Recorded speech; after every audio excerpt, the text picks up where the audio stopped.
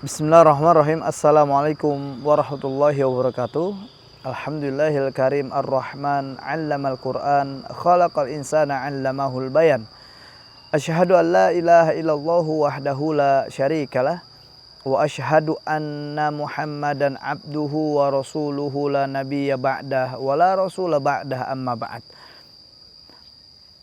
Pagi ini Allah subhanahu wa ta'ala masih banyak memberikan nikmat-nikmat besarnya kepada kita semua.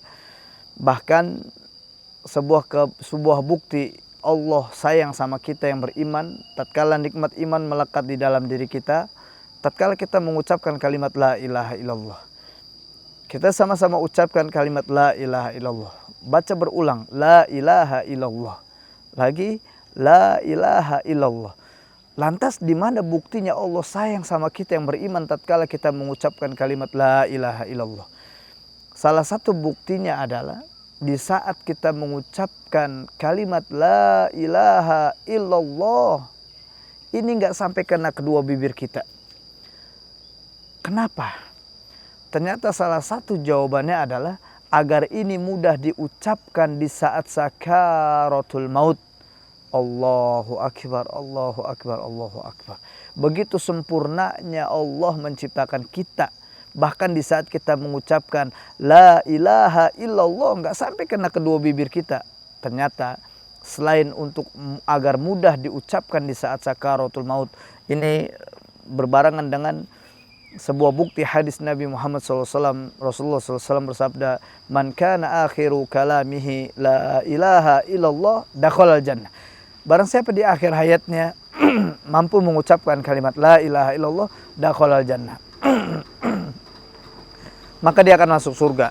Insya Allah kita tercatat sebagai hamba Allah yang akan masuk surga, dan umat Nabi Muhammad SAW dan kita semua akan berkumpul di surga kelak. Amin Allahumma amin.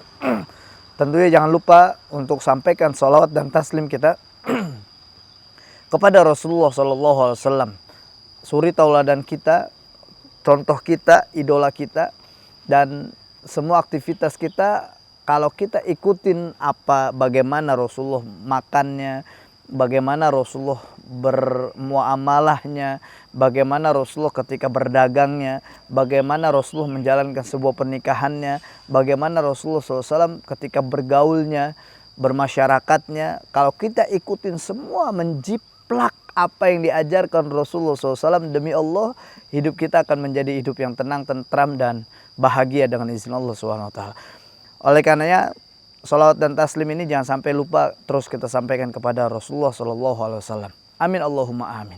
Alhamdulillah, masuk lagi dalam sebuah bahasan di dalam kitab fikih ruqyah yang ditulis oleh Ustadz Musdar Bustamam Cambusai LC. Dan kali ini kita masuk dalam judul ruqyah syariah dan pengobatan. Wah, kaget nggak? Nggak kaget. Oke, jangan lupa like and subscribe channel ini biar tahu kisah seru lanjutannya.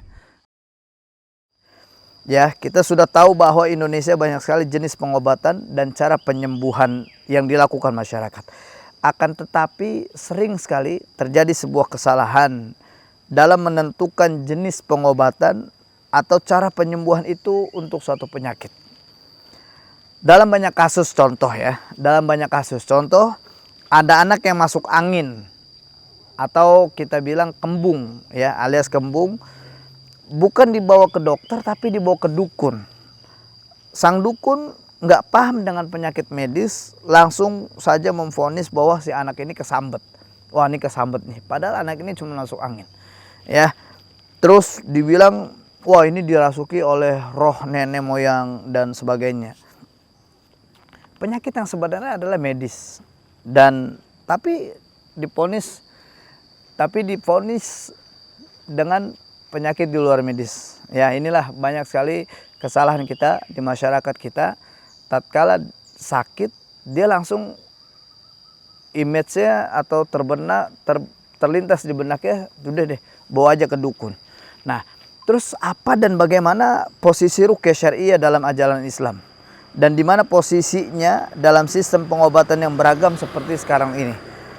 Jarang sekali dikaji, ya, jarang sekali dikaji, padahal sistem pengobatan dan penyembuhan banyak dijelaskan dalam As-Sunnah. Bahkan sebagian ada yang sudah dijelaskan secara singkat dalam Al-Qur'anul Karim. Nah, mengapa ada banyak jenis pengobatan yang direkomendasikan oleh Rasulullah SAW? Hal itu juga kembali kepada tabiat penciptaan manusia yang terdiri dari jasad atau fisik alias tubuh kasar dan ruh atau tubuh halus. Jadi Allah Subhanahu wa taala berfirman, A'udzubillahi minasyaitonirrajim, alladzi ahsana kulla syai'in khalaqah wa bada'a khalqal insan min tin thumma ja'ala naslahu min sulalatin min ma'in mahin thumma sawwahu wa nafakha fihi min ruhih wa ja'ala lakumus sam'a wal absar wal af'idah qalilan ma tashkurun. Dialah yang memperindah sesuatu yang diciptakan dan memulai penciptaan manusia dari tanah. Kemudian dia menjadikan keturunannya dari saripati air yang hina atau sperma. Kemudian dia menyempurnakannya dan meniupkan ruh ke dalam tubuhnya, menjadikan pendengaran, penglihatan, dan menjadikan hati bagimu. Tetapi sedikit sekali kamu bersyukur. Qalilan ma tashkurun. Nah, ini yang disampaikan oleh Allah Subhanahu wa taala dalam firman surah As-Sajdah ayat 7 sampai 9.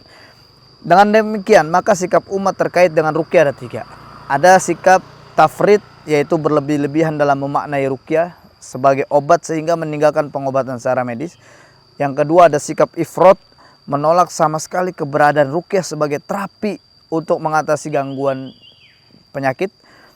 Yang ketiga sikap mu'tadil, yaitu mempertimbangkan kecocokan penyakit dengan obat.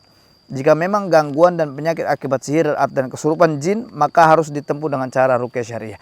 Saya pernah ada sebuah kasus, tatkala seorang ini yang dia lebih mengedepankan logikanya, ketika ada seorang yang sakit, dia bilang, ya saya harus berobat. Benar sekali, berobat dengan medis.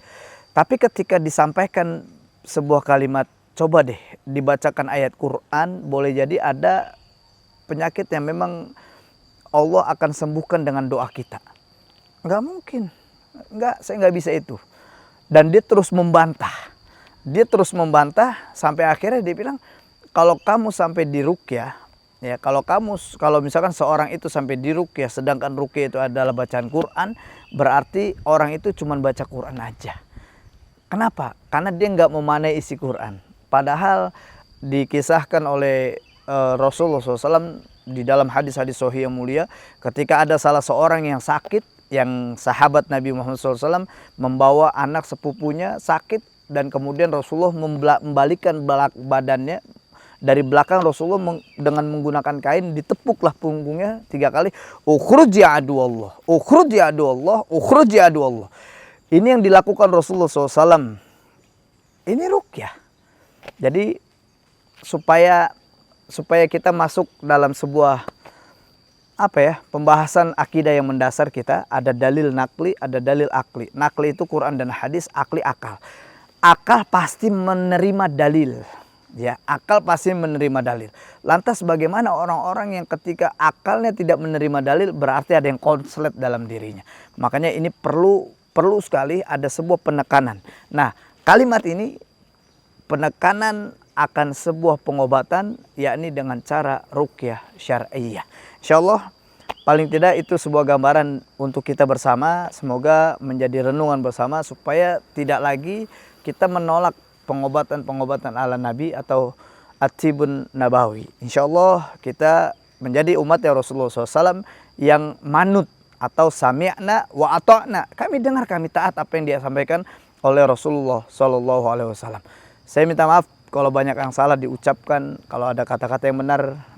Salah itu adalah kebodohan saya, dan benar itu mutlak milik Allah dan milik Rasulullah SAW. Barakallahu fikum wa faqakumullah. Wassalamualaikum warahmatullahi wabarakatuh.